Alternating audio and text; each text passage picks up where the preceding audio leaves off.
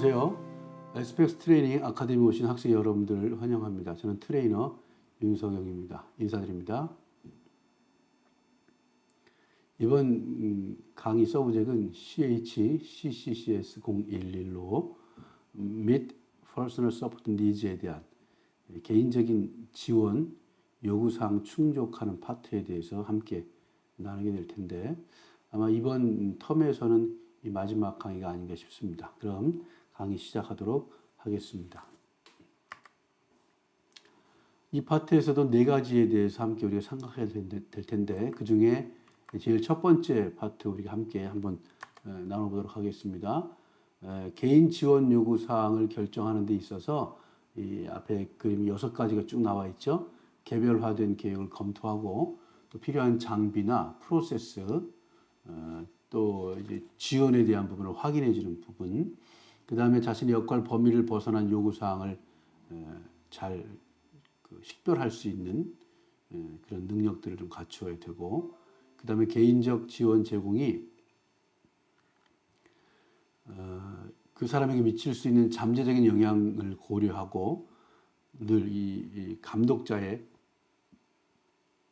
확인을 좀 받는 작업들, 그 다음에 네 번째가 그 사람의 특정 문화적인 필요를 고려해야 된다는 거, 그리고 다섯 번째 그 사람의 특정한 신체적인 감각적 필요를 고려해야 되고, 마지막으로 지원 제공과 관련된 위험을 식별하고 감독자와 함께 확인해야 된다고 하는 그런 부분입니다. 그러면 첫 번째 우리 함께 생각해 보도록 하겠습니다.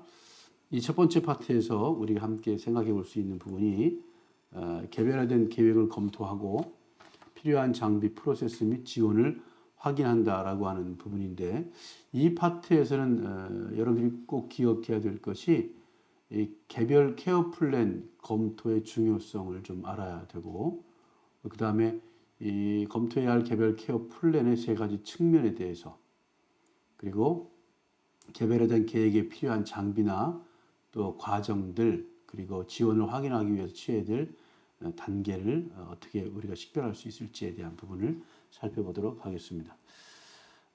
개별화 플랜이라는 게 뭘까? 우리 그 부분을 먼저 한번 생각해 보겠습니다. 이 개별화 플랜에 대한 부분을 이야기하면서 특별히 이 조직에서 돌보는 각 고객들, 클라이언트들은 각자가 이 선호하는 부분들이 있습니다. 그리고 그 개인에 대한 계획이나 목표뿐만 아니라 의료적인 부분들, 또 치료 요구 사항을 자세히 설명하는 개별화된 플랜을 가지고 있어야 된다라고 하는 거죠.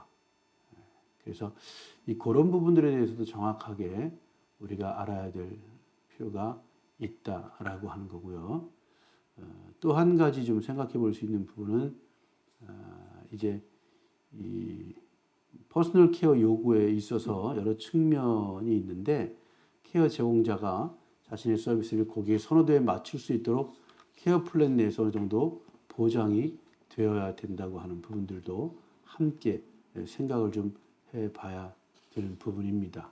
이런 부분들에 대해서 우리가 정말 잘 생각을 좀 해봐야 되는데, 특별히 이제 이 파트에서 여러분들이 기억해야 될 것들 중에 이 개인 위생이라든지 또 그 외모, 그 다음에 옷 입히는 거, 또 이동성, 생활 환경, 식사, 약물, 그리고 기타 관리에 대한 부분들도 함께 생각을 해봐야 됩니다. 이 먼저 개인 위생에 대한 부분을 우리가 생각해 볼 수 있는데, 모든 사람이 개인 위생을 유지할 때 자신만의 어떤 스타일, 또 습관 이런 것들이 있거든요. 표준이나 또 루틴을 가지고 있습니다. 그러니까 뭐 예를 들자면 이런 관리 측면에서 고객과 상담하는 게 중요한데, 배변 및 요실금에 대한 파트도 있고요. 또 세탁이나 샤워, 목욕하는 거 이런 것까지도 세밀하게 우리가 좀 체크를 해야 되고요.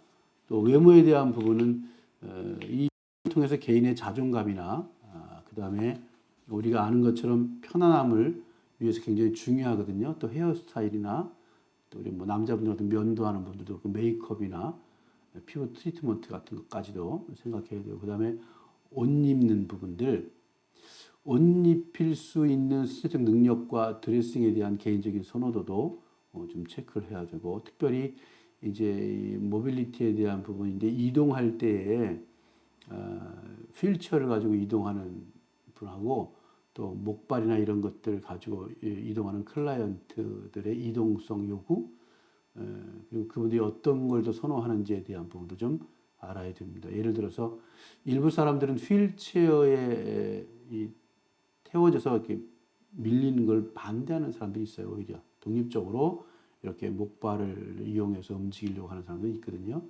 각자의 선호도에 따라서 다르다고 하는 것을 좀 기억하시면 좋겠고, 또 이동 중에 뭐 전동 휠체어나 다양한 유형의 이동 보조 장치를 생각하는 것도 고려해 보시면 좋겠습니다. 그리고 다음으로 이제 생활 환경에 대한 부분인데, 이것은 개인 주택의 고객에게 더 많이 적용되는 경향이 있는데 여전히 주거 고객과 관련이 있습니다. 그리고 식사에 대한 부분도 일반적으로 지정된 시간에 식사가 제공되고 미리 정해져 있지만, 클라이언트는 여전히 무엇을 어떻게 먹는지에 대한 몇 가지 사양을 만들 수 있습니다. 예를 들어서 뭐 채식을 주로 먹는다든지, 아니면 글루텐 프리와 같은 식이요법들을 뭐 선호한다든지 이럴 수 있거든요. 그래서 조리된 음식을 요구한다든지, 아니면 토스트나 시리얼 같은 그런 걸 원하든지 상황에 따라서 좀 달라질 수 있으니까 체크하면 좋겠고, 특별히 이 약물에 대한 부분, 이제 환자일 경우에 어떤 약을 투여하고 복용해야 되는지에 대한 부분들도 충분히 고려해야 되고요. 또 고객이 자신의 약을 투여할 책임이 있는지에 대한 부분도 체크해야 됩니다. 그리고 마지막으로 이 기타 관리에 대한 부분인데, 이것은 이제 클라이언트의 삶의 더 넓은 측면을 이제 의미하고 있는 것이거든요. 뭐 친구라든지 이웃들, 가족들 방문하는 부분이나 또 외출하는 경우, 그 다음에 사교 행사에 참여하거나 조직된 활동에 참여하거나 취미 관심을 갖고 있는 분야에 이렇게 함께 하는 그런 경우들도 우리가 생각해 볼 수 있습니다.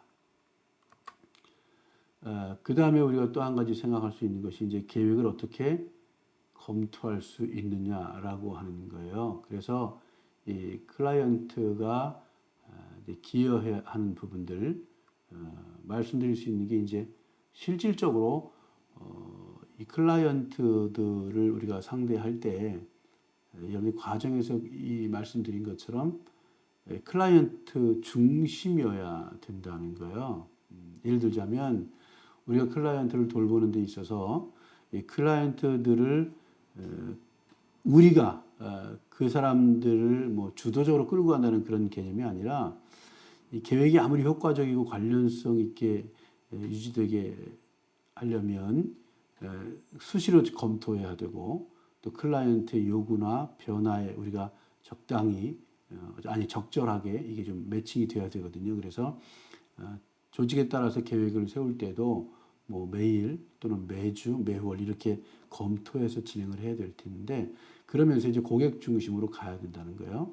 그 다음에 또 한 가지는 이제 필요한 장비나 프로세스 및 보조 장치 확인하는 작업도 꼭 필요하다라고 하는 겁니다. 그리고 특별히 이 필요한 장비나 프로세스 또 보조 기구를 우리가 검토하고 그것들을 사용하는 데 있어서 뭐 문제가 생기지 않도록 하는 작업이 굉장히 중요하죠. 특별히 이제 그 필요한 장비나 보조 장치 확인할 때 여러 가지 요구되는 사항들이 분명히 있습니다. 그래서 그런 부분들을 여러분이 한번 생각해 보면 좋겠고요. 예를 들어서 이제 그 장비를 우리가 확인 제대로 안 하면 정말 필요할 때 그 장비를 쓰는 데 있어서 문제가 생기는 경우들이 많이 있거든요. 그래서 그런 부분들을 충분히 생각해야 봐야 되는 겁니다.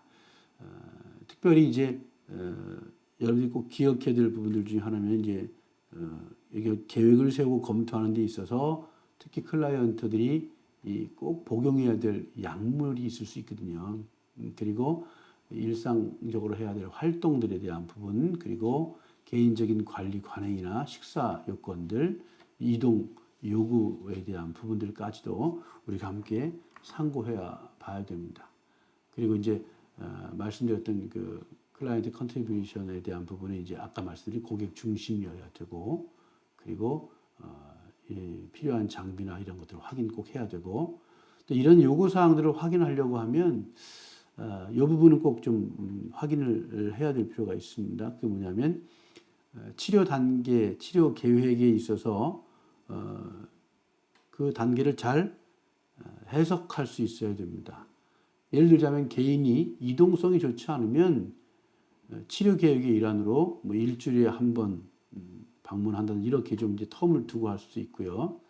또 물리적인 프로세스뿐만 아니라 필요한 장비를 보완해서 보조 장치로 사용하는 것도 굉장히 중요하죠. 그리고 두 번째로는 이제 가용 자원 분석인데, 개인이 집에 필요한 장비와 보조 기구를 가지고 있거나 다른 곳에서 이를 구해야 하는 경우일 수 있고, 계획을 효과적으로 수행하기 위해서는 사전에 무엇을 사용할 수 있는지 충분히 결정해야 되고요. 또 개인 위생 프로세스와 같은 케어 플랜에 대해서 또 우리가 생각해 봐야 될 것들이 이 고객의 선호도에 대해서 다시 한번 확인하는 작업이 좀 필요하다라고 하는 겁니다. 그래서 두 번째, 이제 자신의 역할 범위를 벗어난 요구 사항을 좀 식별해야 된다. 이게 무슨 말씀이냐면, 여러분이 클라이언트들을 상대로 할 때 사실은 우리가 열정만 가지고 할 수 있는 게 사실 아니잖아요. 그래서 내가 할 수 있는 범위에 대한 걸 좀 한번 체크를 해야 된다. 그래서 이 파트에서는 이제 능력의 범위를 벗어난 고객의 요구 사항이 어떤 게 있는지 이걸 한번 점검해 보고요. 요구 사항이 기능 범위를 벗어난 경우에도 개별 요구 사항이 여전히 충족되도록 관련 담당자의 지원을 구하는 방법도 함께 생각해 보면 좋겠습니다. 이 개인 지원에 대한 파트인데요. 개인 지원은 다음과 같은 다양한 일상 업무나 일반 건강 관리에 적용이 됩니다. 개인 위생 지원 파트에서는 뭐 식음료 또는 수유 기술 사용 지원, 구강 위생이나 건강 관리 지원, 배변이나 요실금 사용 지원, 또 침대 목욕, 또 압력, 스타킹 지원을 포함한 옷차림 및 몸단장, 그리고 면도, 샤워, 제거 등등. 그리고 그 영양에 대한 부분들, 그리고 수분에 대한 이런 부분들이 어떻게 채워지고 있는지, 그 다음에 피부 무결성 유지 및 압력 부위 예방하는 부분들, 또 차량 안팎으로 이동할 때 그 이동하면서 혹시라도 넘어지지 않도록 하는 그런 기술들도 좀 필요하고, 업무 역할에 적합한 약물 모니터링이 꼭 있어야 되고요. 또 네일 케어라든지 뭐 고통, 휴식, 수면, 호흡, 또 퍼스널 케어에 대한 부분들까지 우리가 함께 생각해 볼 수 있는 부분입니다. 그래서 이 퍼스널 케어나 지원 계획, 또 조직 정책, 뭐 이런 프로토콜 및 절차에 따른 기술 케어에 대한 부분들까지도 우리가 함께 생각해 보면 좋겠고, 또 이 두 가지 어떤 방식으로 고객에게 적용되는데, 그들에 대한 필요나 또 욕구와 치료 및 관리에 대한 선호도에 따라서도 우리가 그것을 확인해 볼 수 있습니다. 그 다음에 이 클라이언트의 의견들, 그것을 우리가 이제 요청을 받거나 그럴 때 여러분들이 그 클라이언트들에 대해서 충분히 그들의 요청을 받을 수 있도록 좀 해야 되는데, 생각을 한번 해보십시다. 직무 역할을 감당하는 데 있어서 수준보다 높은 서비스를 요청받을 경우에 여러분들이 어떻게 할 것인가. 이 권한의 경우에 따라서 우리가 그것을 감당해야 되거든요. 근데 사실은 우리의 권한 밖의 일들을 우리가 잘못 오케이 해놓으면 이제 굉장히 큰 문제가 발생할 수 있다는 것도 참고사항으로 좀 보시면 좋겠습니다.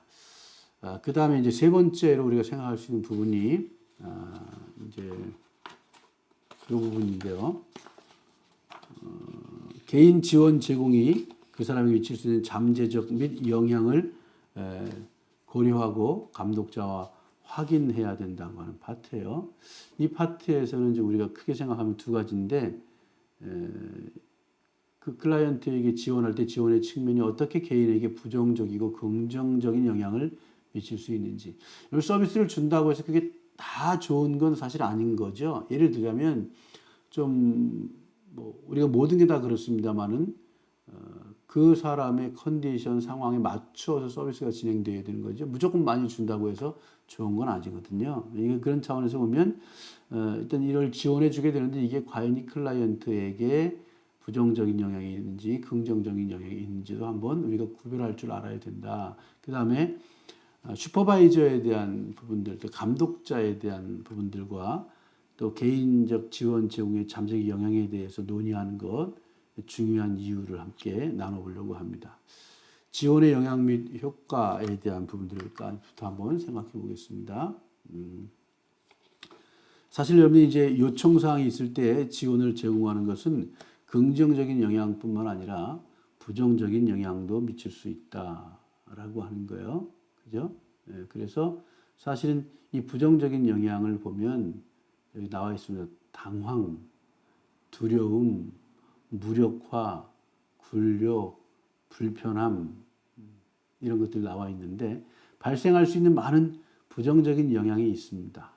또 모두 클라이언트의 자존감과 삶의 질에 대한 영향을 미칠 수 있다고 하는 것을 우리가 기억을 해야 되는 거죠.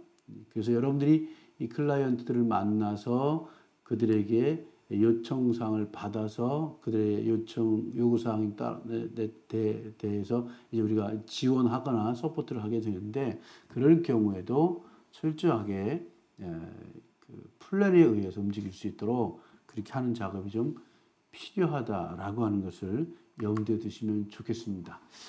그다음 네 번째로 개인의 특정 문화적 필요 고려에 대한 부분인데 이런 문화적인 필요를 고려하기 위해서 우리가 꼭 생각해야 될 것이 이제 한 세 가지 정도 생각해 보십시다.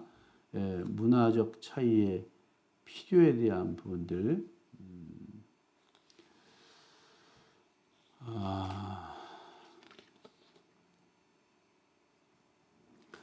특별히 그들 주위에서 행동하는 방법에 대한 여러분이 일부 문화에 대해서 어떤 문화는 높고 어떤 문화는 낮고 뭐 고급 문화, 저급 문화 이렇게 이야기할 수 있는 것이 아니죠. 왜냐하면 그 문화마다 특성이 있기 때문에 그 문화에 눈높이를 맞추는 게 굉장히 중요하다라고 하는 것 말씀드릴 수 있습니다.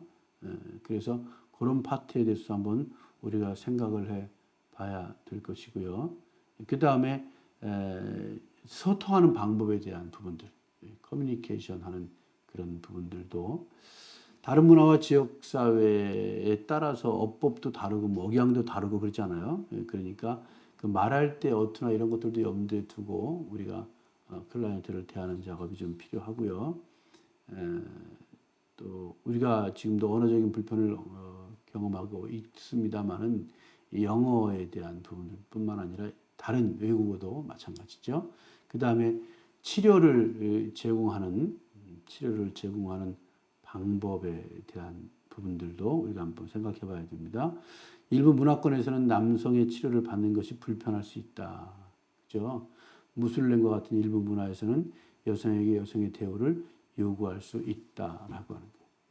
그러니까 그런 문화권에 대한 차이, 그 다음에 뭐 아시아와 인도, 또 뭐 아프리카, 아메리카 등등 지역에 따라서 좀 다를 수 있기도 하고, 또 제공할 수 있는 치료에 대한 부분은 여러분 아시지만 그 여호와의 증인과 같은 일부 문화권에서는 수혈을 허용하지 않잖아요. 그래서 일부 문화권은 장기 이식에 반대할 수 있거든요. 이런 부분들도 좀 알아두시면 좋을 듯 싶고요.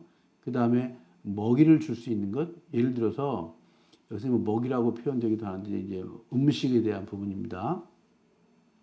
예를 들어서 무슬림과 유대인들은 돼지고기를 먹지 않잖아요. 예. 그들의 어떤 교리적인 부분이 있기 때문에 그 부분도 우리가 충분히 좀 생각해야 되고 종교나 문화 활동 참여하는 부분에 대해서도 함께 우리가 상고해 보면 좋겠다. 다른 종교의 구성원은 특정 행사에 참석하거나 특정 활동을 하거나 특정 시간에 특정 활동을 자제해야 할 수 있거든요. 그래서 뭐 기독교에서 사순절, 크리스마스, 이슬람에서 라마단 이런 종교 행사나 축제, 어떤 문화적인 차이 그런 걸로 발생할 수 있는 여러 가지 요구 사항들이 있거든요. 근데 그런 것들을 문화의 다양성에 따라서 요구되어지는 그런 요구 사항들을 우리가 어떻게 지원할 것인지에 대한 부분들도 충분히 숙지하고 있어야 되겠다라고 하는 것이고요. 그 다음에 다섯 번째는 사람의 특정 신체적, 감각적 요구를 고려해라 이런 파트인데 고객이 어려움을 겪을 수 있는 일상생활의 세 가지 신체적 또는 감각적 측면을 우리는 생각해 봐라. 그런 부분들. 이 파트에서 특별히 이제 장비나 보조장치에 대한 이야기들을 조금 하면 좋겠습니다. 예를 들자면 휠체어나 기타 운송 장치라든지 이동 보조장치라든지 리프팅 또는 침대, 호흡기, 뭐 저울 등등등 이런 것들이 이제 요구가 되거든요. 그래서 그 사람의 특정한 신체적 감각적인 요구에 따라서 우리가 지원할 수 있는 그런 부분들. 예를 들자면 그 간병인이 클라이언트를 돌아볼 때 예를 들어서 뭐 샤워를 해야 될 경우 또 아니면 뭐 우리가 목욕을 시켜줄 경우 이런 경우들도 생각해 보면 다 다르지 않습니까? 그래서 이제 뭐 프로세스에 따라서 준비해야 될 용품들도 다르고 그런 것들도 우리가 함께 생각해 보는데 특별히 이 첫 번째 패러그래프에서 말씀드리는 이 부분과 더불어서 뭐 침대 목욕이나 또 침대 욕조라든지 뭐 이런 것들 우리가 생각해 볼 수 있고 침대 테이블 등등 생각해 볼 수 있는데 이거와 더불어서 이제 클라이언트 제공과 관련된 위험을 식별하는 그런 부분과 더불어서 슈퍼바이저들이 확인해야 될 것들도 있죠. 예를 들자면 이 클라이언트가 위험하다라고 하는 건 특히 여러분 이제 클라이언트는 항상 위험 요소를 안고 있다고 하는 우리가 망각하면 안 됩니다. 간과하시면 안 돼요. 그래서 항상 우리의 시선을 놓치지 않아야 되고요. 또 약물의 부작용 같은 그런 위험 요소도 있죠. 근데 감염이나 또 자존감 이런 것들이 손상될 수도 있고 그 다음에 케어 실수로 인해서 뭐 오진이 나오거나 이럴 수도 있고요. 투약을 잘못하는 경우도 있을 수 있습니다. 그리고 이제 간병인의 위험이 있을 수 있는데 고객이 감염되거나 또 고객이 어떤 정신적인 부분에 어떤 학대를 받거나 이럴 경우 있거든요. 나는 괜찮은데 고객들은 학대를 받았다 그럴 수 있어요. 근데 그런 것들까지도 충분히 염두에 두시면 좋을 것 같습니다. 그 다음에 이제 크게 두 번째 파트 참여를 극대화하는 부분인데 긍정적인 방식으로 개인 지원에 대한 개인의 선호도를 논의하고 확인하는 거, 그 다음에 개인의 지원 요구 사항을 충족하기 위해서 개인의 참여 수준을 고려하고 확인하는 거, 그 다음에 개인 지원 요구 사항을 충족하는 데 도움이 되는 정보를 제공하는 이 파트로 이렇게 함께 나눠보겠습니다. 긍정적인 방식으로 개인 지원에 대한 개인의 선호도를 논의하고 확인하는데 이 파트에서는 개인의 선호도를 논의하고 확인하는 것이 왜 중요한지 그거 잠깐 살펴보도록 하겠습니다. 클라이언트의 기본적인 설정에 대해서 한번 볼까요? 클라이언트는 주거용이든 개인용 숙박이든 상관없이 치료의 모든 측면에 대한 선호를 주장할 권리가 있습니다. 그래서 고객이 결정을 내리고 가능한 한 자신의 선호도를 표명하도록 하는 게 굉장히 의미가 있습니다. 클라이언트의 그 선호도 요청 이런 규정은 꼭 메모에 기록해 두어야 되고요. 그 다음에 그들의 선호도가 간과되거나 오해되지 않도록 잘못 전달되지 않도록 꼭 우리가 기억을 하고 체크를 해 두어야 된다는 것을 명심하면 좋겠습니다.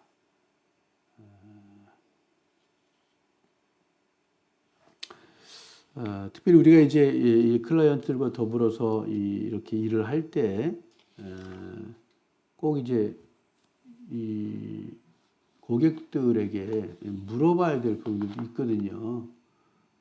예를 들자면 지금 뭐 여기 기록되어 있는데 닥터 잭이라고 하는 부분이 있는데 이 잭에 대한 이야기들 우리가 이제 내용을 좀 살펴보면 물어볼 수 있는 게 많이 있잖아요, 그렇죠? 물어볼 수 있는 게 많이 있습니다.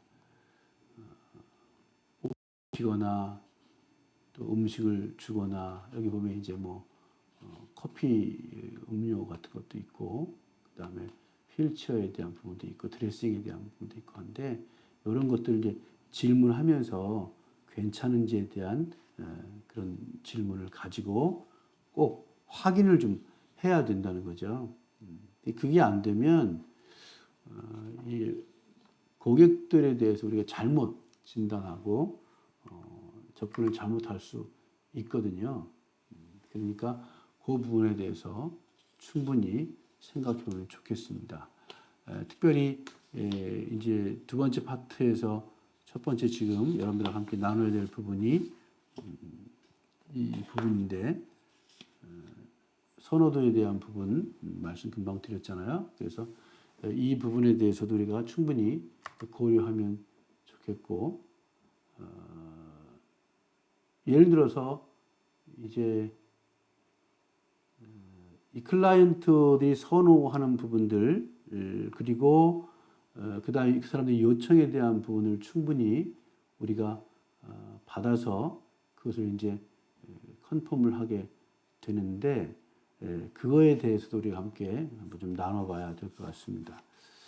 예를 들자면 여러분 고객들이 라디오를 듣거나 뭐 TV 쇼를 방송을 보거나 할 수 있도록 그런 과정들도 그 사람들의 의견을 들어서 좀 체크해 주면 좋을 것 같고 또 이런 메시지들을 우리가 구두로만 이야기할 것이 아니라 앞에서 말씀드린 것처럼 꼭 이렇게 기록으로 좀 남겨둘 필요가 있다라고 하는 것을 염두에 두시면 좋겠습니다. 그래서 그런 것들이 철저하게 좀 준비가 돼야 되고 그러기 위해서 여기 절차가 좀 필요한 건데 여기 보면 그 부분에 대해서 우리가 함께 한번 생각을 해봐야 되겠죠.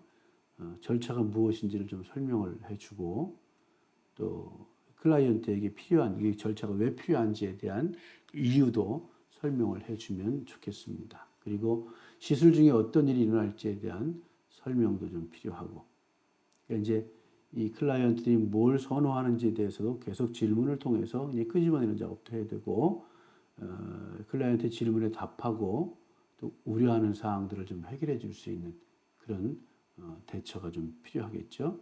또 클라이언트들이 이해하고 행복하다고 하는 것을 확인해 줄 필요가 있습니다.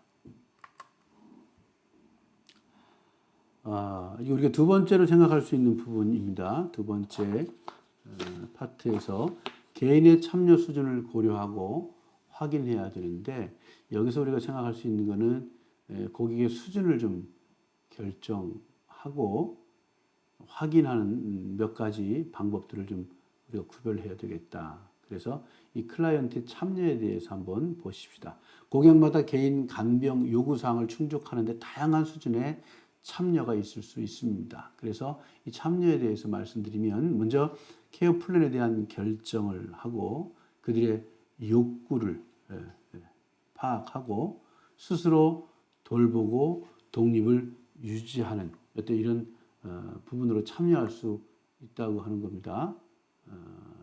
그리고 이 클라이언트들이 정말 필요로 하는 것이 무엇인지에 대한 것도 한번 생각해 봐야 되는데 그래서 이 클라이언트의 참여 수준을 측정하고 평가하는 그래서 개인 관리 요구사항을 충족해 주는 그런 부분들 예를 들자면 이제 의사결정에 기여하는 능력을 평가하고 능력과 독립성을 관찰하고 자신의 욕구를 인지하고 있는지 평가해 주고 참여 기회를 제공하고 가능한 한 상황을 이해하도록 그렇게 해주는 것이 좋다는 겁니다. 클라이언트는 가능한 한 이 관리 및 결정에 참여할 수 있는 기회를 제공해 줘야 합니다. 그들의 참여 수준과 능력을 결정하는 것이 그들이 미래를 위한 계획을 세우고 미래에 필요한 평가를 하고 준비하는 데 도움이 되기 때문에 그렇다는 것을 꼭 염두에 두시면 좋겠습니다. 그 다음에 두 번째 파트에서 세 번째, 도움을 줄 수 있는 정보를 제공한다. 자신의 개인적인 지원 요구사항을 충족하는데, 이 파트에서 여러분들이 꼭 기억할 것은 고객이 필요로 할 수 있는 유형들이 몇 가지 있다. 그걸 좀 우리가 한번 파악해 보고요. 자신이 치료 요구사항을 충족하도록 지원해 줘야 된다는 거. 그 다음에 여기 보면 이제 그 어떤 뭐랄까요? 이 어떤 정보를 찾을 수 있는 세 가지 장소에 대해서도 뭐 여기 적어보라 이렇게 나와 있는데, 정보 제공에 대해서 한번 살펴볼까요? 자신의 상태를 먼저 이해하고 자신을 위한 최선의 결정을 내리기 위해서 클라이언트들은 자신의 치료 요구사항 및 건강 요구사항에 대한 정보에 액세스할 수 있어야 합니다. 이것을 위해서 정말 많은 것들을 클라이언트에 제공해야 되고, 이를 통해서 미래를 준비하고 더 많은 것을 느낄 수 있거든요. 또 기대해야 하는 모든 변화에 대해서 편안하고 확신을 가질 수 있기도 하고요. 이어서 우리가 생각해 볼 수 있는 것은 이 정보에는 다음과 같은 것들이 포함이 되어 있습니다. 의사의 문학, 또 의사나 기타 의료 전문가와의 토론, 그리고 상담이나 멘토링, 그리고 전단지 등등을 통해서 정보를 접할 수 있게 되죠. 클라이언트가 일부 정보 액세스에서 혜택을 볼 수 있음을 확인한 경우 지원해 주는 것이 당연한 것이겠죠. 그래서 이 다음과 같은 방법으로 정보를 소싱하는 것이 표현될 수 있습니다. 거기 보면 정보를 다운로드하고 팜플렛이나 그죠? 서적 등 소싱 정보를 전달해 줄 수 있고요. 그 다음에 회의를 통해서, 미팅을 통해서 할 수 있고, 또 그 사람들에게 설명을 통해서 정보를 전해줄 수가 있겠죠. 내담자가 자신의 필요사항을 이해하고 스스로 또는 간병인이 할 수 있는 일을 이해하면 자신의 간병 요구사항을 충족하는 데 훨씬 더 많은 정보를 제공하고 정보를 얻을 수 있습니다. 굉장히 우리가 이제 그 서포터스로, 그 워커로서 해야 될 일이 많이 있죠. 이제 세 번째 파트에서는 개인적인 정보 제공에 대한 파트인데, 각 작업을 안전하게 준비하고 장비나 보조 장치 또는 기구를 조정해주고 개인 지원 및 기술 지원 활동을 좀 제공해주는 그런 부분들. 그래서 위험을 좀 고려하고 지원 루틴 동안 일상적인 어려움을 식별하고 이에 대응하고 더 복잡한 문제를 감독자에게, 슈퍼바이저에게 보고하는 부분. 개인의 건강 또는 개인 지원 요구 사항의 변경 사항을 식별하고 감독자에게 보고하는 그런 부분. 그리고 이제 그 다음으로도 우리가 할 수 있는 부분들이 있습니다. 그러면 나중에 또 생각해 보기로 하고, 첫 번째로 3-1에서 각 작업을 안전하게 준비하고 장비, 보조 장치 및 기구를 조정하는 파트 좀 보겠습니다. 여기서 우리가 꼭 기억해야 될 것은 수행되는 각 작업에 대해서 취해야 될 준비 단계에 대해서 함께 좀 나눠보도록 하고요. 장비나 보조 기구 또는 기구의 한 가지 예를 안전하게 사용하기 위해서 어떻게 조정할 수 있는지 좀 설명을 하는 걸로 하겠습니다. 각 작업을 준비하는 그런 단계들 한번 살펴볼까요? 안전하고 효과적인 개인 지원을 제공하기 위해서 수행해야 하는 각 작업에 대해서 적절하게 준비하는 것이 굉장히 중요하다. 관련 준비 단계를 수행하면 작업이 안전하게 수행되고 고객과 자신의 복지를 보호할 수 있습니다. 작업을 준비하는 방법은 해당 작업의 특정 그리고 특성에 따라서 달라질 수 있어요. 케이스 바이 케이스로 다양할 수 있다는 것입니다. 그러나 주어진 작업 전에 항상 수행해야 될 몇 가지 단계가 있어요. 그 부분을 좀 여러분이 한번 살펴보면 좋겠습니다.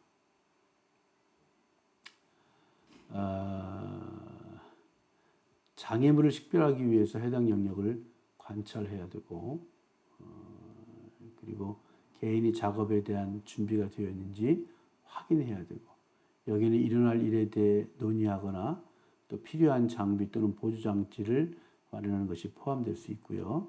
그리고 장비를 안전하게 사용해야 되는 파트, 여러분이 또 기억해야 될 부분이기도 한데, 특정 작업에 필요한, 또 필수는 아니지만 좀 더 수월하게 쉽게 할 수 있는 그런 작업들도 있지 않아요? 그런데 잘못하면 우리가 모든 일들을 막 어렵게 할 때가 참 많이 있어요. 그래서 어떤 장비를 사용할 때도 매뉴얼을 충분히 숙지하고 그것을 통해서 나름대로는 좀 수월하게 클라이언트들이 그 서비스를 받을 수 있도록 그렇게 하는 것이 굉장히 중요하다는 거죠. 그래서 말씀드렸던 것처럼 그런 단계 안에서 필요한 장비나 보조 도구를 철저히 여러분이 스터디하고 준비하는 작업이 필요합니다. 그래서 이제 개인 물품이 포함되거나 휠체어나 호이스트 등과 같은 큰 장비 품목이 포함될 수도 있음을 꼭 인지하시기를 바랍니다.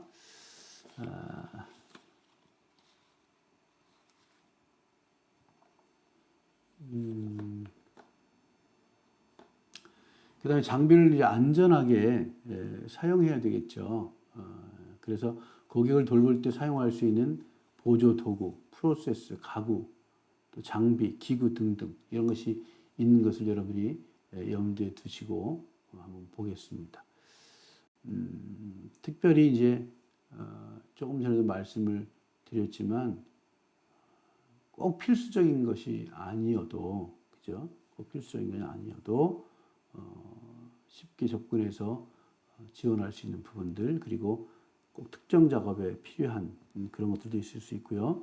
또 클라이언트를 운영하는 그런 부분들, 그리고 간병인이 운영되어서 돌보고 케어하는 사람들이 운영되어서 안전하게 클라이언트들이 서비스를 받을 수 있도록 하는 게 굉장히 중요하고, 어쨌든 이런 항목이나 방법을 사용하는 사람들은 일이 잘못되었을 때 수행할 작업을 포함해서 해당 항목이나 방법을 사용하는 데 적절한 교육이 필요하다고 하는 거예요. 결국 여러분들이 이론적인 부분들도 있지만, 전에 앞에 다른 과목 하면서 한번 말씀드렸었는데, 이제 실습 기간 동안에 여러분이 이론과 실제를 이렇게 한번 적용해 보는 작업이 굉장히 필요합니다. 이제 제가 호주에서 보다는 이제 한국에서 사회복지를 공부하면서 이제 사회복지 실습을 하고 일지를 쓰고 하면 매일매일 주어지는 상황 속에서 리포트를 작성해서 이제 제출을 하게 되면 슈퍼바이저가 그런 걸 다 꼼꼼히 체크를 해주거든요. 그래서 그러면서 이제 이렇게 스킬이 좀 발전되는 경우도 있고요. 그 경력과 노하우들이 이제 클라이언트들에게 양질의 서비스를 줄 수 있는 좋은 통로가 되는 경험들을 좀 했던 기억이 있습니다. 특별히 이런 어떤 교육을 받아서 우리가 어떤 그 안전을 위해서 클라이언트들에게 이제 사용할 때 정확하게 장비가 안전한지, 또 프로세스가 문제가 없는지 이해하고 점검하는 작업이 필요하다라고 하는 것도 여러분 염두에 두시면 좋을 듯 싶습니다. 이를 확인하지 않으면 이제 문제가 생길 수 있어요. 그렇죠? 어떤 문제가 생길 수 있나? 이제 장비가 파손될 수도 있고요.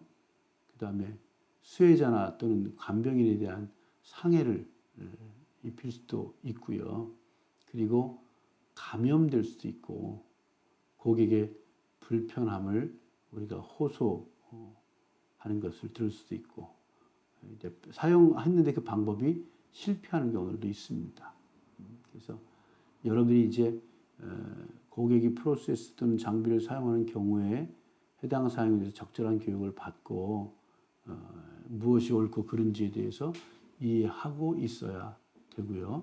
또 우연이나 의도로 일이 잘못되고 있는 경우에 부정적인 결과가 발생하기 전에 문제를 해결하는 그런 작업들이 필요하지 않을까 싶습니다. 다음으로 이제 세 번째 파트에서 두 번째인데 개인 지원 및 기술 지원 활동 제공 시 식별된 위험 고려. 결국은 이제 워커와 클라이언트 관계에서 굉장히 우리가 많이 신경 써야 될 게 위험 요소인 거거든요.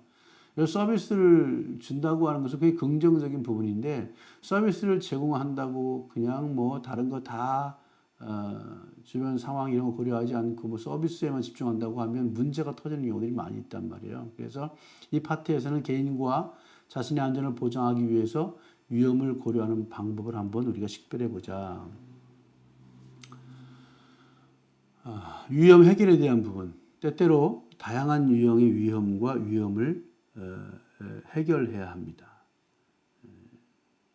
작업 환경의 물리적인 부분이나 클라이언트 자체와 연관되어 있는 그런 위험 요소들이 구석구석에 도사리고 있거든요. 그러면 클라이언트와 관련된 위험 요소들을 한번 볼까요? 거기 보면 자기 방임의 증거, 그리고 우려되는 행동들, 판단력이나 문제 해결 능력이 장애가 있는 경우, 또 인지 기능 장애, 또 감각 상실을 포함한 건강 상태에 갑작스럽거나 예기치 않은 변화들 때문에 우리가 위험을 경험하는 경우도 많이 있죠. 위험에 처한 것으로 간주되는 고객들, 클라이언트들은 추가 지원이 필요합니다. 그래서 그 지원이 제공될 때 자신의 요구사항을 고려해야 되고요. 특히 환경 위험에 대해서도 이야기할 게 있는데 여기 보면 이제 뭐 이 바닥이 고르지 않거나 미끄러울 때 이렇게 넘어질 수 있잖아요. 낙상할 수 있잖아요. 이제 그런 부분들도 있고요.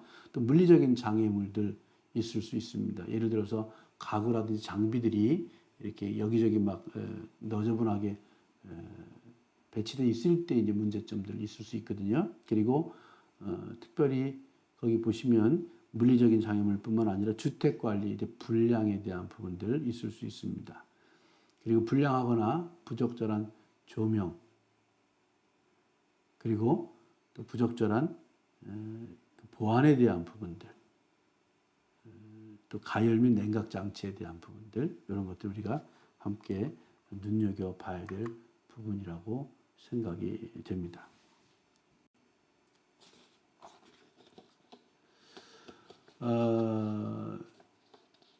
또 치료와 관련된 기타 위험 요소에 대한 부분들도 함께 우리가 생각해 보는데 사회적 권리 침해에 대한 부분입니다.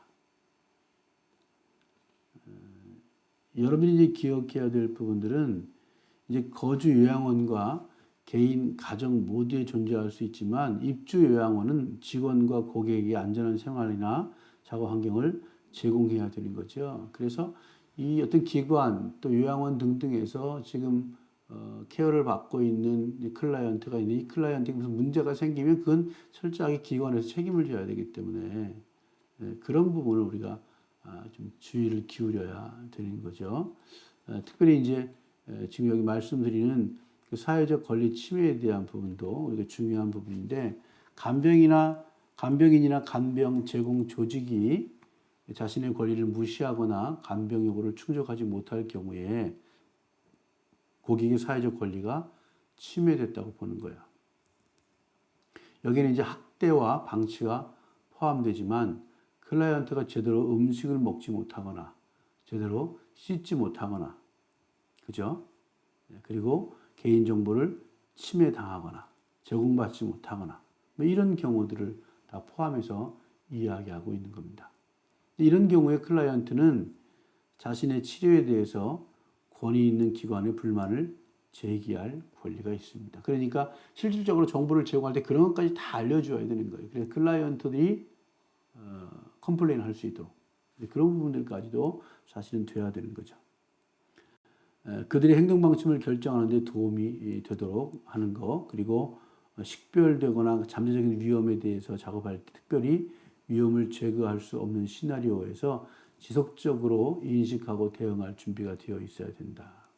그러니까 여러분들 보통 우리가 일반적으로도 보면 불의의 화재 사고가 이런 거 났을 때 건강한 사람들은 피할 수 있잖아요. 그런데 이제 장애가 있거나 어떤 정신적인 질환이 있는 이런 분들 같은 경우에는 어때요? 스스로 자기를 보호할 수 없기 때문에 여기 있는 것처럼 잘못하면 큰 어려움을 당하게 되잖아요. 왜냐하면 그 어떤 위험 요소에 대응할 능력이 또 준비가 되어 있지 않기 때문에 그렇습니다. 그러니까 그런 것까지 이 워커들이 철저하게 클라이언트를 보호하는 보호자 입장도 돼야 될 것입니다.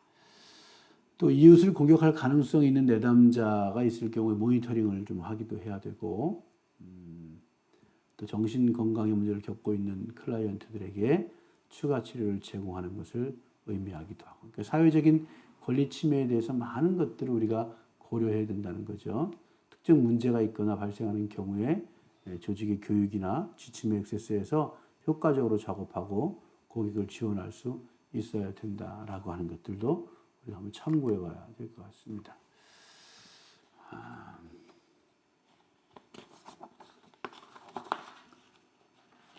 다음으로 이제 생각해 봐야 될 부분들 중에서 이제 하나가 과연 이런 사회적인 문제 또 책임을 지는 데 있어서 클라이언트들에 대해서 특별하게 조직을 통해서 그들을 돕고 하는 작업이 좀 필요하다. 조금 전에 말씀드린 거예요. 그래서 이 교육이나 조직의 지침이나 액세스에서 효과적으로 작업할 수 있게 지원하는 게 굉장히 중요하다. 그다음에 세 번째로 여러분들이 함께 생각해야 될 게 뭐냐면 지원, 루틴 하는 동안에 일상적인 어려움을 좀 식별하고 이에 대응하고 더 복잡한 문제를 감독자에게 보고해야 된다고 하는 바예요. 일상적인 어려움에 안전하고 효과적인 방법으로 대응하는 방법이 뭐가 있을까? 그다음에 복잡한 문제를 슈퍼바이저에게 보고하는 것이 왜 중요한가? 이 책임의 소재가 있기 때문에 그렇다고 여러 번 말씀을 드렸는데 오늘 또 그 얘기 다시 하겠습니다. 주의와 관련된 문제에 대해서 때때로 클라이언트들을 지원하는데 어려움이 있을 수 있습니다. 이것은 고객의 태도나 또 행동 때문이기도 하지만 어떤 이유로 작업을 수행할 수 없기 때문에 그렇게 어려움을 겪기도 하게 되죠. 문제가 발생하는 경우 문제가 무엇인지, 그리고 문제가 발생한 이유와 이것이 고객에게 어떤 영향을 미칠 수 있는지 문서화해야 하는 것 굉장히 중요합니다. 그런 다음에 이 관리자와 슈퍼바이저와 상의하고 조직의 프로토콜에 의해서 문제를 해결해 가야 된다. 이것은 여러분들이 이제 어느 기관에 가서 소프트웨어 워커로 일을 하든지 가장 기본적으로 각인하고 하셔야 될 부분들이에요. 왠가 하면 우리가 어떤 기관에 들어갔을 경우에 그 기관에 소속돼 있고 그 기관의 어떤 이미지나 그 기관의 역할 이런 것들이 서포터 워커로 일하는 여러분들을 통해서 이렇게 대변되기 때문에 여러분 개인이 아니고 이제는 어떤 기관에 가서 일을 하게 되면 그 기관의 사람이 되고 아니면 그 기관의 대표가 되는 거라고 생각을 하셔서 철저하게 이런 부분들을 숙지하고 가지 않으면 안 된다. 아니, 여러분이 일하는 그 기관에서 여러분들을 필요로 하지 않을 수 있습니다. 예를 들어 설명해 보면 이제 여성 고객이 세탁을 거부하거나 개인 위생 또는 몸 단장을 지원하지 않습니다. 또 당신이 남성 간병인이기 때문에 그녀는 그것을 허용하지 않을 수 있죠. 그래서 이제 이 성에 대한 부분들도 굉장히 우리가 워크로스 일을 하는 데 있어서도 장애가 많이 있죠. 그런 부분들. 또 씻지 않으면 피부 자극을 경험하고 다른 고객에게 불쾌감을 줄 수 있잖아요. 또 슈퍼바이저에게 말하면 문제가 남성 간병인에게 있음을 확인하고 여성 간병인이 수혜자를 씻겨줄 수 있도록 할 수 있는 그런 대책들도 세워갈 수 있고, 또 신규 고객이 두 다리를 무릎 위에서 절단했습니다. 이 때문에 고객을 들어 올려 침대와 차량으로 이동시키는 것입니다. 이런 상황에 고객을 안전하게 들어 올리는 것이 어렵기 때문에 직원이 고객을 들어 올리는 것에 대해 불안해하고 욕조에 들어갔다 나오거나 샤워 의자에 안전하게 앉혀서 회사 차량으로 옮길 수 없다라고 하는 부분들. 또 이에 대해서 이제 슈퍼바이저에게 접근하고 조직이 이러한 작업을 위해서 특수 호이스트를 구매하는데 동의하는 그런 과정들이 좀 필요하다고 하는 거죠.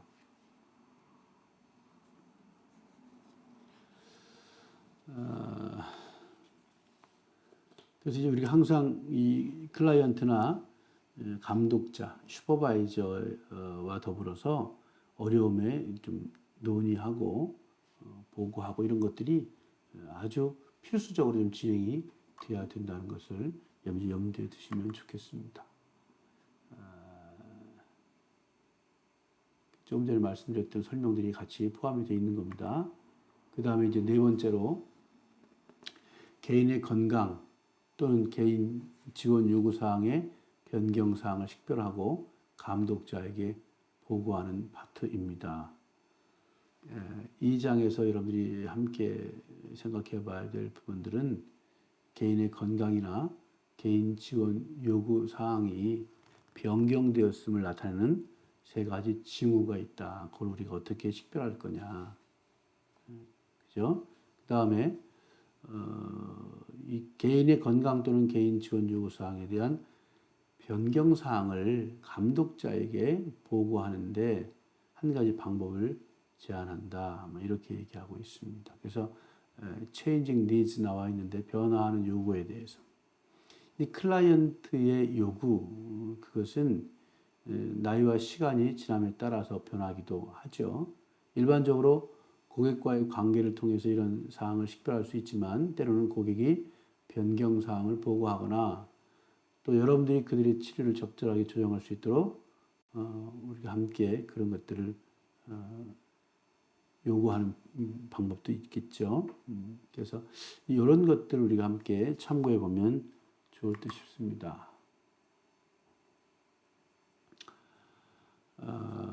특별히 이제 이 고객의 개인 관리 요건에 대한 변경 사항에 대해서 말씀을 드리려고 하는데 먼저 이제 감각 장애에 대한 부분입니다.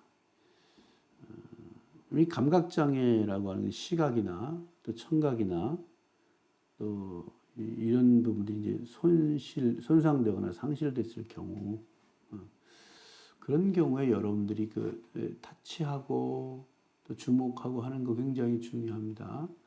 특히 이제 장애우들을 시각 장애우들을 대할 때도 마찬가지인데 어떤 분들은 여러분 이 시각 장애우들은 이 손끝의 감각, 손의 감각 굉장히 예민하거든요. 그런데 우리가 시각 장애인들을 도와준다고 손을 그냥 잡아버리면 이걸 이렇게 덮어버리면 이 사람들의 감각을 좀 무뎌지게 하는 그런 위험 요소도 있거든요. 그래서 그런 것도 좀 생각해 봐야 되고 또 이 고객의 개인 관리 요건에 대해서 변경 사항에 대한 게 여기 있는데 이동성의 문제죠.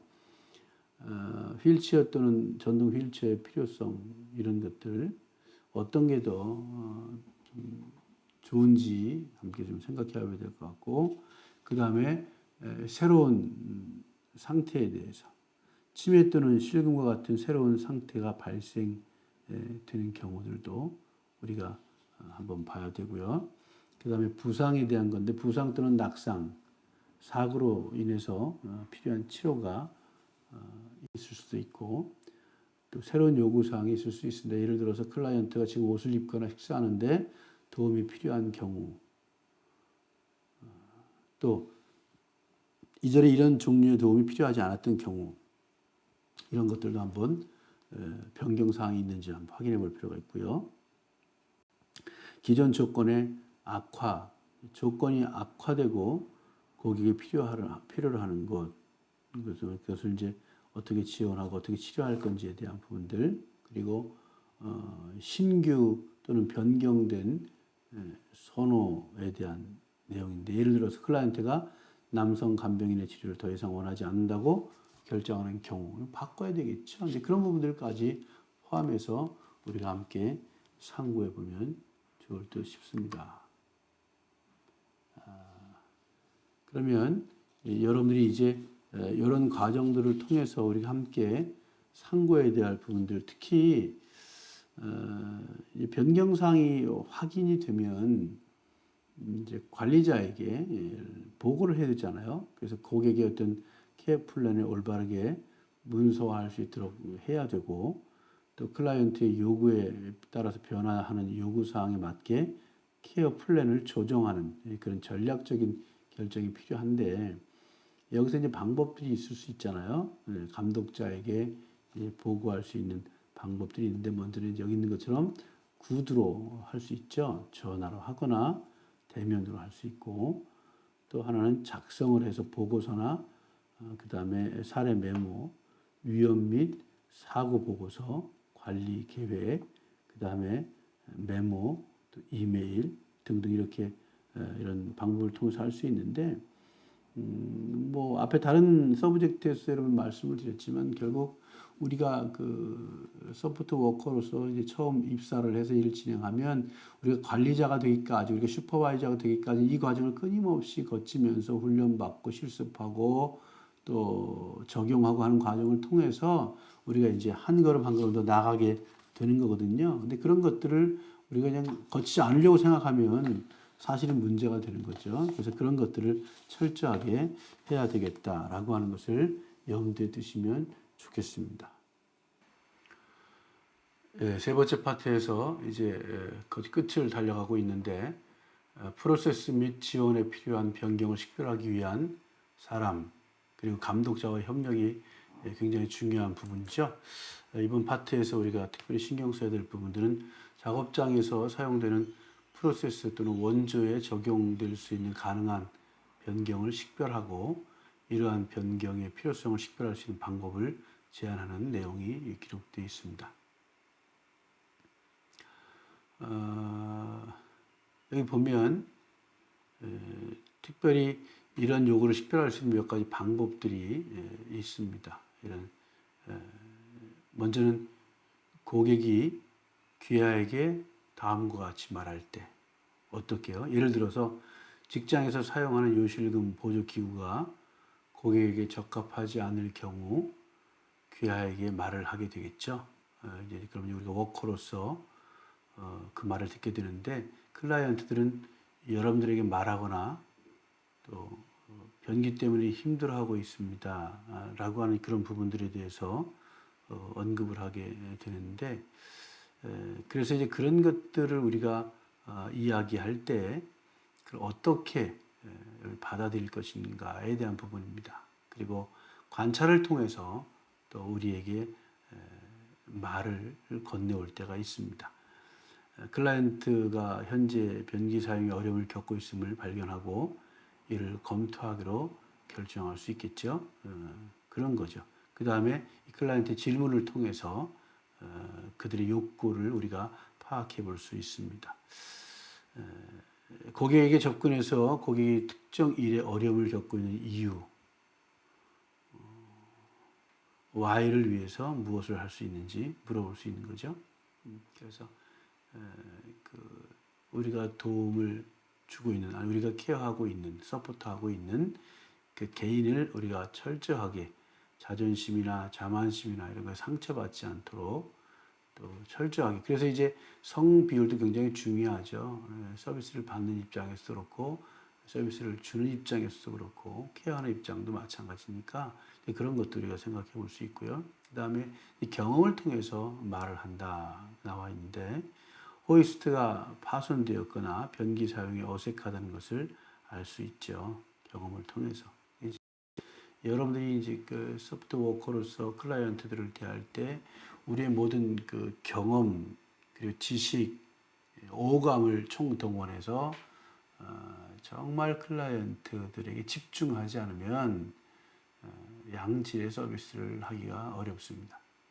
그래서 처음에 제가 이 강의를 준비하면서 말씀드렸었던 걸로 기억이 드는데 이 소셜 워크, 특히 이제 인디비dual 서포트라고 하는 이 파트에서 여러분이 주목하셔야 될 것은 뭐냐면 이 일은 잡을 우리가 얻어서 수익을 창출하고 삶을 살아가는 생계 수단으로도 꼭 필요한 것이지만 그것 더불어서 함께 가야 될 것이 뭐냐면 콜링입니다. 이 일에 대한, 이 잡에 대한 사명감이 없으면 사실은 감당하기 어렵습니다. 그런 차원에서 여러분이 경험을 통해서 지식을 통해서 총동원해서 어떻든 이 고객들의 요구를 우리가 채워줄 수 있도록 애써야 되고요. 그 다음에 정기적인 검토를 통해서도 욕구를 식별할 수 있죠. 이 조직이나 그다음에 또 장비 프로세스를 주기적으로 검토하고 또 그것을 이제 클라이언트에게 적용하고 사용할 때마다 이게 적합했는지 유용했는지 그런 것들을 좀 체크해서 이것이 도움이 안 됐다고 하면 뺄 건 빼고 또 더 추가할 건 추가해서 결국은 이 한 클라이언트가 이렇게 서포트를 받는 이유는 홀로 서기 하도록 우리가 서포트하는 거잖아요. 그래서 지금 호주 정부가 이 인디비dual 서포트뿐만 아니라 NDIS 또 소셜 워크 관련된 모든 프로그램들을 지금 진행하는 가장 핵심적인 내용은 뭐냐면 한 개인이 인간으로서의 그 존중함을 또 존귀함을 스스로 유지할 수 있도록 하는 결국은 홀로 서기 하기 위한 큰 프로젝트라고 하는 거예요. 그래서 인간 존엄성에 대한 가장 기본적인 뿌리가 있으니까 이것을 워커들이 꼭 기억하고 들어가야 돼요. 그런데 여러분이 이제 일을 하다 보면 힘들어지거든요. 왜 그럴까? 죄송하지만 일한 만큼 그렇게 수익이 큰 편은 아니잖아요. 이 일이 얼마나 힘든 일입니까? 몸만 힘든 게 아니고 마음도 힘든 일입니다. 차라리 몸만 힘들면 그냥 풀면 되는데 그래서 그런 걸 염두에 두신다고 하면 철저하게 좀 콜링이 있어야 된다. 이런 일에 대한 어떤 사명감이 좀 있어야 된다라고 하는 거예요. 그래서 이 클라이언트들이 변화의 필요성을 확인하든 또 그 워커들이 확인하든 상관없이 클라이언트들에게 적합한 대안이나 적응을 확보할 수 있도록 가능한 한 이 클라이언트와 어떤 문제가 생기면 함께 논의하고 그렇게 하는 것이 꼭 필요한 자세라고 하는 것을 여러분들이 염두에 두시면 좋겠습니다. 이제 세 번째 파트의 마지막 부분인데 이 부분이 이제 우리가 사람을 대하는 일하는 사람으로서의 굉장히 중요한 파트입니다. 개인의 기밀성, 프라이버시, 존엄성 이런 것들에 대한 것을 유지하게 하는 일이거든요. 고객을 위해서 아래의 그 세 가지 항목에 어떻게 기여할 건지 그리고 그것을 구현하는 방법이 도대체 어떤 게 있는지 한번 생각해 보도록 합니다. 여기 보니까 프라이버시, 그 다음에 디그니티, 존엄성에 대한 부분, 컨피덴셜리티에 대해서 이제 기밀성에 대한 부분인데 뭐 비밀성에 대한 비밀 유지에 대한 그런 부분이죠. 먼저 이제 프라이버시에 대한 부분을 우리가 생각해 본다고 하면 결국 이제 개인의 정보 그것은 개인의 생활과 또 개인의 어떤 삶의 질 여기에 여러 가지로 적용이 되거든요. 그래서 개인 정보를 유지하고 홍보하는 방법이 여러 가지가 있는데 모든 직원들에게 개인 정보 보호에 대한 철저한 교육이 좀 필요하고요. 그래서 여러분이 그 인디비dual 서포트라는 개념, 한 클라이언트를 여러분이 개별적으로 서포트하고 있는데 그 클라이언트에 대한 모든 개인적인 정보들은 철저하게 보호되어야 된다고 하는 거예요. 그래서 클라이언트에 대한 기록이나 정보에 대한 접근을 누구나 다 접근할 수 있게 하면 안 됩니다. 적절한 직원들로 제한을 시켜야 됩니다. 그게 매니저급이든 슈퍼바이저급이든 그렇게 좀 정해져서 누구나 다 들어가 볼 수 있지 않도록 들어가지 못하도록 그렇게 할 필요가 있다. 그리고 이제 고객과 타인과의 개인적인 관계를 존중해 줘야 되고 특히 고객의 성관계를 존중해야 되고 또 관련 개인 정보를 보호해야 되는 겁니다. 그 다음에 필요한 경우에는 이 인권 존중이라는 개념 그런 차원에서 클라이언트들에게 통역사를 선택해서 각 나라 언어로 서비스를 받을 수 있도록 제공받을 수 있도록 하는 작업들도 필요하고 또 개인 공간에 들어가기 전에 분명히 허락을 구해야 합니다. 클라이언트가 혼자 있는 그 스페이스에 그냥 아무 말도 없이 막 들어가거나 그러면 안 된다는 거예요. 또 클라이언트의 물건이나 이런 것들도 허락을 구하고 만지든지 하는 거 굉장히 중요합니다. 그 다음에 여기 서랍을 열거나 뭐 어디를 지나가거나 이럴 때도 마찬가지고요. 또 하나는 이제 대화나 전화, 통화에 대한 이 클라이언트 프라이버시를 좀 허용해 줄 수 있어야 됩니다. 그리고 특히 이 고객들에게 발송된 이메일 마음대로 열으면 안 됩니다. 그것도 허락을 받아야 되고, 또 남녀 공용 욕실이나 화장실을 제공해서 프라이버시에 해가 가지 않도록, 상처가 되지 않도록, 그리고 침실과 같은 개인 공간을 이제 개인화를 허용해야 됩니다. 그래서 사실은 이제 여러 사람이 같은 그 한 방에서 여러 사람이 침실을 쓰면 불편하잖아요. 오픈되니까 그런 것들도 개인 공간을 철저하게 허락해주고 장려해주는 부분들, 그리고 또 필수 정보만 수집하고 하는 그런 과정들이 좀 필요하다라고 하는 것을 염두에 두시면 좋을 것 같습니다.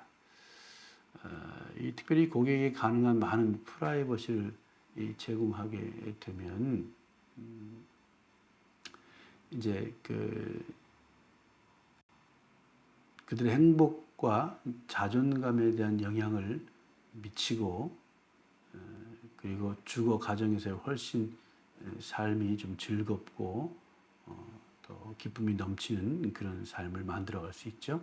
이 프라이버시와 일을 할 수 있는 기회는 클라이언트가 반드시 기대하지 않을 수 있는 수준의 어떤 독립성도 장려하고 제공해 주는 것도 굉장히 중요합니다.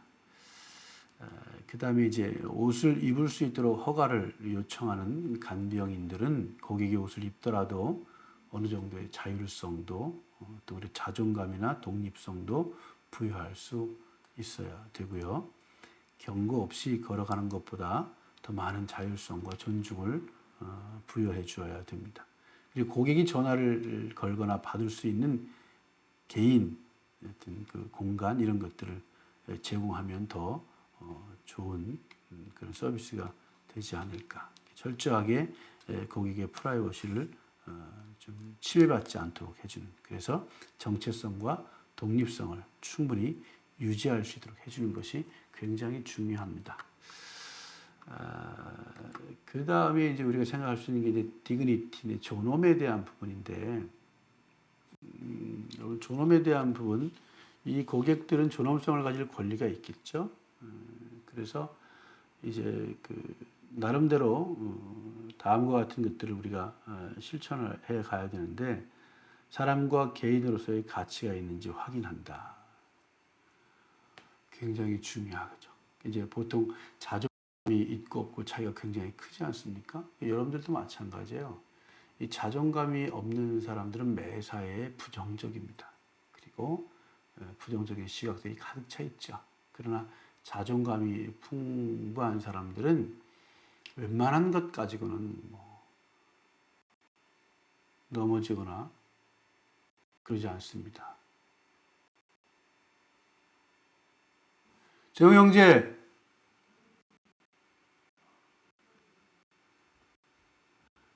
왜 갑자기 이게 이상하네?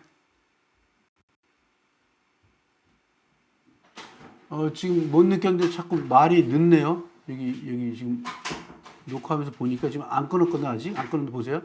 말이 이렇게 그죠? 늦게 나가죠? 왜 갑자기 그래요? 이거 박수 아까 치고 했는데. 그럼 나중에 제가 맞추면 됩니다. 그러면 돼요? 네네네. 나중에 어떻게 음성 따로 빼서 박수 치는 아. 음성에 딱 맞는 순간에 맞춰서 같이 조정해서 그럼 되는 거예요? 네. 오케이. 끊지 말고 하셔야 돼요. 그래요. 그냥 할게요, 계속. 계속 그냥 요거 안 끊고 계속 하셔야 돼요. 그냥 할게요. 네네. 오케이. 예, 감사합니다. 제가 알아서 예, 감사합니다. 땡큐. 이게 언제쯤인지를 알아야지 나중에 돼요. 3.6.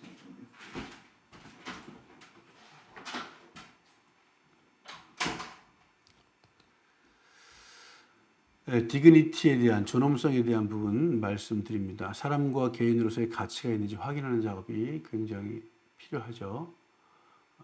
특별히 이제 그 자존감은 자라온 가정의 환경에서도 아주 영향을 많이 받기 때문에 그런 부분들도 우리가 충분히 염두에 두시면 좋겠습니다. 그리고 이제 이 워커들이 클라이언트들을 대할 때 그분들을 여기 보면 참 표현이 그런데 사람으로 대한다. 다시 말씀드리면 상대를 대할 때 우리가 뭐 도와주거나 서포트하거나 뭐 이런 어떤 받는 사람처럼 그렇게 할 게 아니라 그들이 진지하게 받아들이고 한 인격 대 인격으로 단순하게 여러분들이 그냥 일로서 접할 게 아니고 조금 더 진지하게 접해야 된다고 하는 이야기를 좀 하고 싶고 추가 도움이 필요하다는 사실에 주의를 끌지 않아야 되고 또 약점이나 무능력을 지적하지 않도록 해야 합니다. 그러지 않아도 지금 뭐 몸이 불편하거나 우리가 생각할 때 정상적인 기능을 갖지 못한 그런 클라이언트들은 어떤 작은 것 하나에도 작은 말 하나, 행동 하나 이런 것들에도 감정에 대한 그 민감함까지 포함이 돼서 많이 어려울 수 있거든요. 그러니까 그런 부분들을 충분히 생각해 주면 좋겠습니다. 그 다음에 민감하고 신중해야 되고 클라이언트들이 어떻게 느끼고 있는지 어떤 감정이 있는지까지도 파악하려고 애를 써야 되고 그 다음에 품이 있고 전민적으로 개인을 관리해야 합니다. 그러니까 여러분들이 클라이언트들하고 다른 건 뭐냐면 여러분들이 전문가라는 거예요. 그래서 먼저는 우리가 이 의식이 좀 바뀌는 게 필요합니다. 먼저 나는 전문가다. 더 중요한 건 뭐냐면 내가 전문가로서 자격을 갖추었는가. 부족하면 전문가로서의 자격을 갖도록 뭐 해야 되겠어요? 열심히 여러분들이 노력해야 된다는 거죠. 스터디하고 공부하고 뭐 그렇게 하지 않으면 의미가 없죠. 그냥 일만 하려고 하지 마시고 정말 프로페셔널하게 할 수 있는 작업들이 좀 필요합니다. 그 다음에 클라이언트들에게 독립성을 부여해야 됩니다. 그래서 그들이 정말 그 가치가 있는 인간이라고 하는 것에 대해서 충분히 좀 전달이 되면 좋겠고 독립을 도모할 때는 항상 인내해야 되고 또 여기 보면 이제 재밌는 말도 있습니다. 부직갱이를 대하십시오. 뭐 그렇게 얘기했는데 나쁜 냄새로 메스꺼움을 느끼거나 무언가를 볼 때 충격을 받았다는 것을 보여주지 마세요. 이게 무슨 얘기냐면 최대한 고객의 감정 이것들을 존중해 주라는 거예요. 근데 그렇지 않으면 이제 상처가 되니까 철저하게 그렇게 하자라고 하는 겁니다. 그 다음에 이제 여기 중요한 부분이 기밀성이 되어 있는데 비밀 유지하는 부분들이에요. 특정 측면에서 법률에 따라서 이 비밀이 요구되죠. 환자나 고객 기록의 프라이버시는 의료 산업에서 이 비밀 유지의 가장 중요한 측면이기도 합니다. 고객 기록의 프라이버시를 유지하지 못하면 법에 의해서 처벌을 받을 수 있기 때문에 조직은 환자에 대해서 고소받을 수도 있어요. 그러니까 철저하게 비밀 유지하는가. 특히 여러분 이제 상담에서도 우리가 가장 기본적인 원칙이 그잖아요. 비밀 보장이잖아요. 상담한 것들을 밖으로 유출하면 안 되는 것처럼 여러분이 케어하고 있는 고객들의 일신상의 문제, 개인의 어떤 프라이버시 등등등 이런 것들은 밖으로 유출되면 절대 안 됩니다. 꼭 기억하시면 좋겠어요. 그래서 이제 기밀 유지에 대한 뭐 꼭 필요한 것들 수술이나 병원, 재택요양원 같은 시설에서 환자의 신체적인 사생활을 철저히 보호해야 되니까 비밀 유지해줘야 되고 또 기록 관리하고 비공유해야 되고 기록에 대한 접근 모니터링 해야 되고 또 제3자에 대한 공개 즉 고용주나 다른 환자나 가족, 보험회사 등등 이게 공개하는 거 있어서도 철저하게 법에 저촉되지 않는 범위 내에서 그렇게 비밀을 유지해 주어야 된다고 하는 것. 그 다음에 감사 추적을 사용해서 누가 의료기록에 액세스했는지 모니터링하고 전자기록 암호화하는 거, 개인이 관리하는 전자건강기록, PCEHR이라고 하는 이 건강기록을 보호하는 내용들까지. 그리고 제약회사에 데이터를 판매하거나 전달하지 않아야 된다라고 하는 부분들까지도 굉장히 중요하죠. 그래서 그런 부분들까지 우리가 생각해야 해야 된다고 하는 겁니다. 결국 이제 요즘에도 보면 그 제약 회사들뿐만 아니라 정보 회사들, 은행까지도 이 개인 정보 데이터를 막 팔아넘기잖아요. 그게 굉장히 중요한, 굉장히 아주 중대한 범죄 행위입니다. 여러분들 우리가 뭐 개인적인 게 무슨 문제가 있을까? 사실 법적으로 보면 굉장히 위험한 거예요. 철저하게 그런 부분들을 염두에 두시면 좋을 듯 싶습니다. 이제 어느덧 마지막 파트입니다. 네 번째 파트인데 이게 완전한 보고 및 문서화에 대한 이야기를 좀 해야 됩니다. 이 조직 안에서의 그 질서 관계도 있고 또 이 슈퍼바이저에게 관찰 내용을 보고하는 것을 포함해서 조직의 보고 요구 사항을 꼭 준수해야 된다고 하는 겁니다. 앞에도 언급한 것처럼 우리가 그 기관에 소속이 돼 있다면 그 기관의 모든 것들을 따라가야 되는 거니까 그렇게 하셔야 되고요. 두 번째로는 조직 정책이나 프로토콜에 따라서 문서 작성하고 유지하는 것. 그 다음에 세 번째, 조직 정책 및 프로토콜에 따라 정보를 저장하는 것. 이 세 가지 이제 함께 나누도록 그렇게 하겠습니다. 그러면 제일 첫 번째 이제 한번 보겠습니다. 이제 이 다음을 포함한 조직의 보고 요구 사항을 준수해야 되고 감독자에게 관찰 보고를 해야 된다. 조직의 보고 요건을 항상 준수하는 것 굉장히 중요하다고 하는 것을 함께 나눌 것이고 조직의 보고 요구 사항을 준수하는지 확인하는 방법이 뭐가 있는지 한번 생각해 보도록 하겠습니다. 리포팅하는 부분들, 의료 산업에서 특히 보고해야 할 특정 사항이 있잖아요.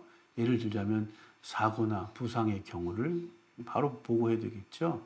그리고 거기에 프로세스 과정, 프로그레스 과정, 그래서 이제 진행 과정들을 우리가 이야기해야 되고 의료 및 약물 관련된 부분, 그리고 필수적으로 통지해야 될 것들을 이제 리포팅하는 작업이 필요한 거죠.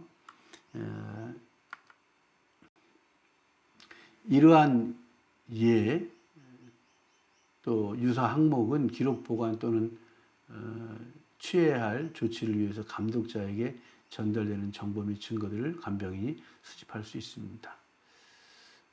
그리고 이어서 이제 두 번째가 이제 조직 정책 및 프로토콜에 따라서 문서 작성 및 유지해야 된다고 하는 파트인데 여기서 우리가 생각해야 될 것은 조직 정책 및 프로토콜에 따라서 문서를 작성하고 유지하는 것이 중요한 이유를 설명한다. 여러분들 이 완전한 문서라는 게 있겠습니까? 사실은 이전 섹션에서 설명했듯이 보고서는 조사에 하는 데 조직 양식이 있습니다. 그 조직 사양에 따라서 작성돼야 되죠.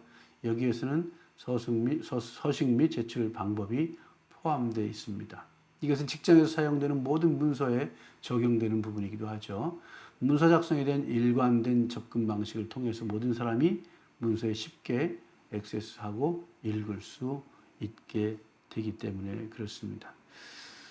가능한 한 이제 많은 서류 작업이 가능하고 관련된 모든 사람에게 도움이 될 수 있도록 조직 정책 및 프로토콜이 구현되죠. 그래서 이 문서를 유지하는데 우리가 중요하게 언급해야 될 부분들. 문서 유지 관리는 일반적으로 정보가 표시되는 방식과 저장되는 방식에 적용되죠. 네, 이전 섹션에서는 조직의 요구사항이나 절차에 따라서 정보를 제공하는 다양한 요소를 다루었습니다. 그렇죠? 문서와 보고서를 작성하고 제출할 때 적절하게 제출하고 저장해서 해당하는 경우 기밀 유지, 즉 비밀 유지 요구사항을 충족해야 한다고 말씀을 드렸습니다. 이런 표준은 조직과 이를 담당하는 감독자가 지정하고 규현해야 됩니다. 그래서 여러분들 이제 이런 저장 방법들이 있는데 전자 폴더를 만들어서 이제 데이터 보고서들을 저장하는 경우.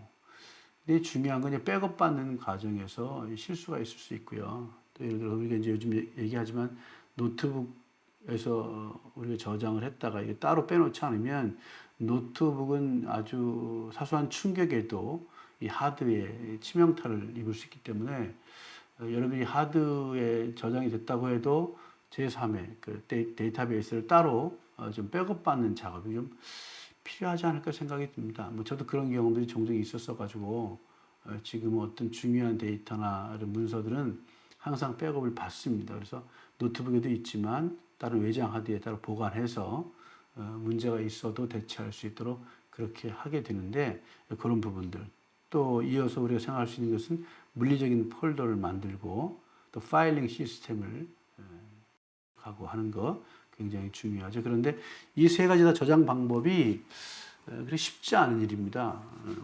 특히 여러분들이 이제 현장에서 일을 하다 보면 우리가 업무만 하면 얼마나 좋겠어요. 일만 하고 클라이언트하고 열심히 그죠 서비스하고 하면 얼마나 좋겠어요. 그런데 그런 모든 것들을 다 데이터로 보고서로 작성해서 만들고 저장하고 이런 작업들이 굉장히 사실은 스트레스를 받는 일이거든요. 그러니까 여러분 그런 것들도 이제 훈련이 좀 돼야 되지 않겠나.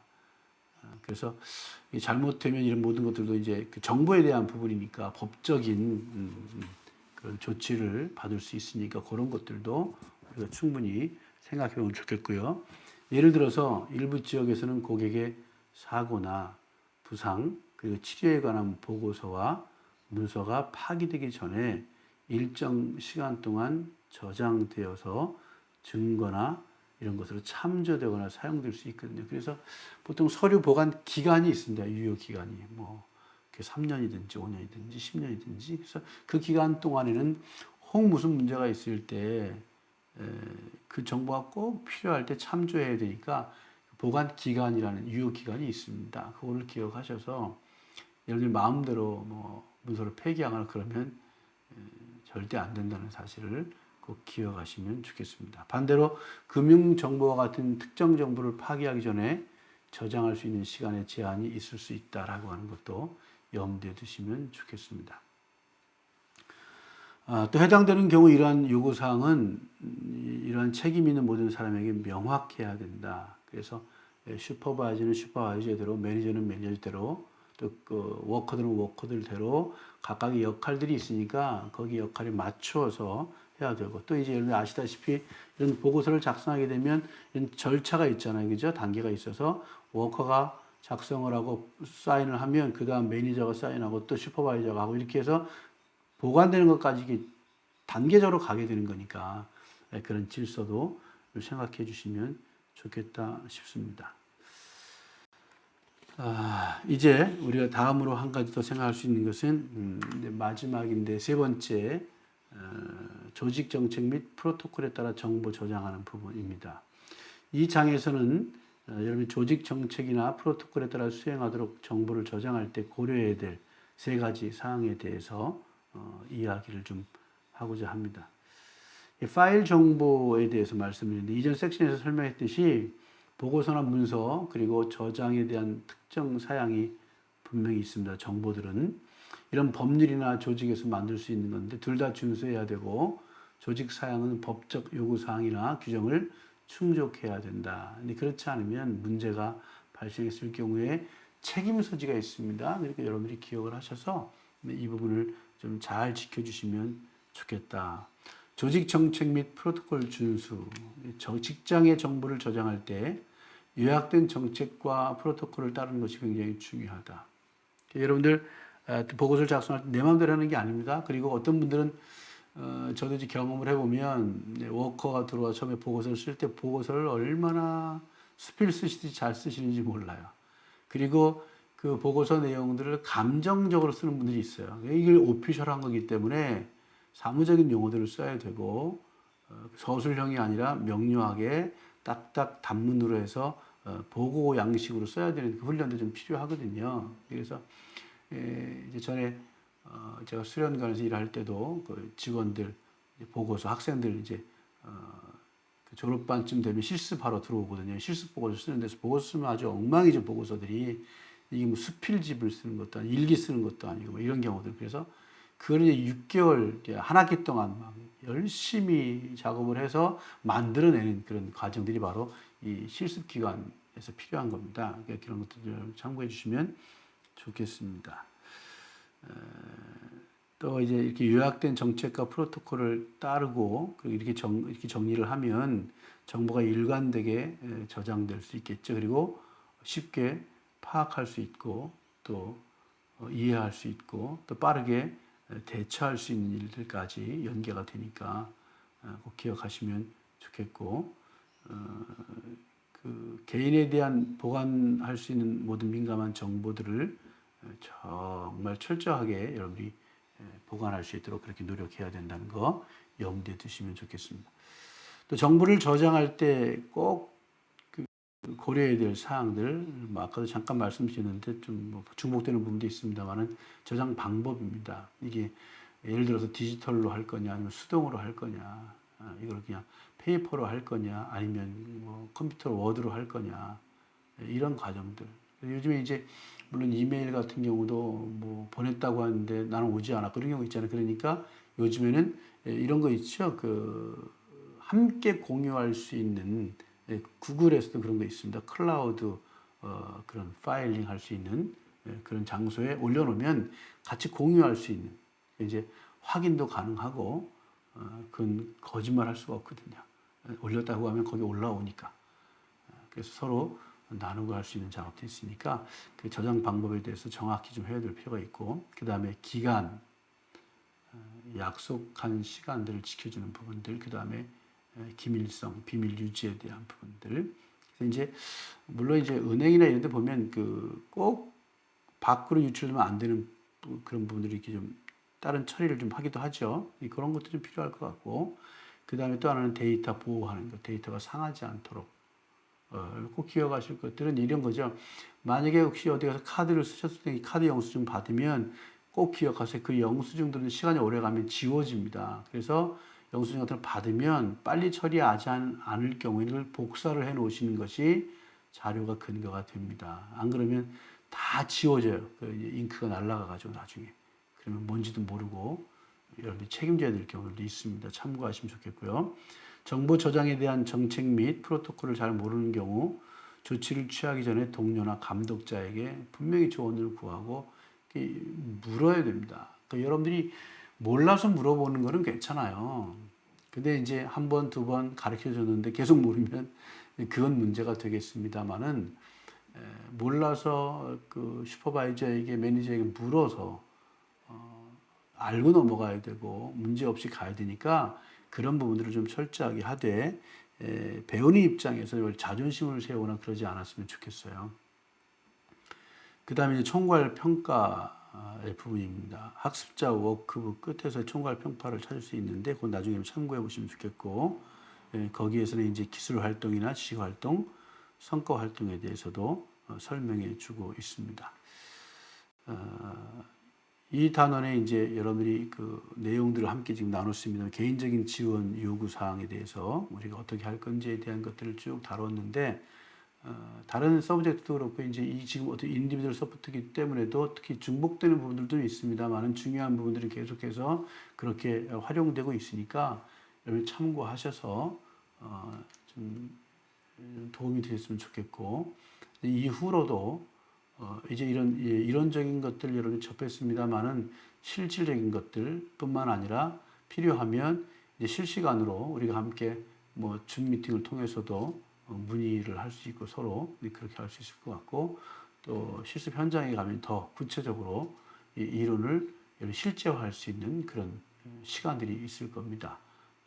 오늘도 이 서브젝트 함께 여러분들이 들으시느라고 수고 많으셨는데 다음에 다시 한번 다른 영상으로 또 만나 뵐 수 있기를 바라면서 이상 마치도록 하겠습니다. 수고하셨습니다.